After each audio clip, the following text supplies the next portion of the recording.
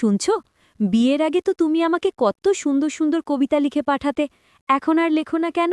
আরে জানো না, মাছ ধরা হয়ে গেলে কেউ কি আর বড়শিতে পিঁপড়ের ডিম গেঁথে রাখে? কি? আমাকে মাছ বললে?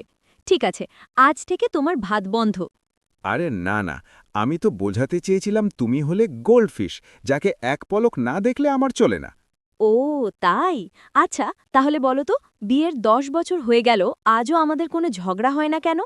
কারণ আমি একটা নিয়ম মেনে চলি। ছোট ছোট বিষয়ে তুমি সিদ্ধান্ত নাও, আর বড় বড় বিষয়ে আমি সিদ্ধান্ত নিই। তাই নাকি? যেমন?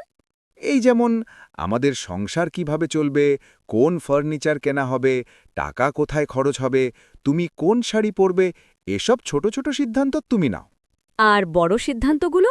এই যেমন, ইসরায়েল ফিলিস্তিন যুদ্ধ থামবে কিনা, মঙ্গল গ্রহে মানুষ কবে যাবে, আর এলিয়েনরা পৃথিবীতে আসলে আমরা কি করব, এই সব বড় বড় আন্তর্জাতিক বিষয় আমি সিদ্ধান্ত নিই।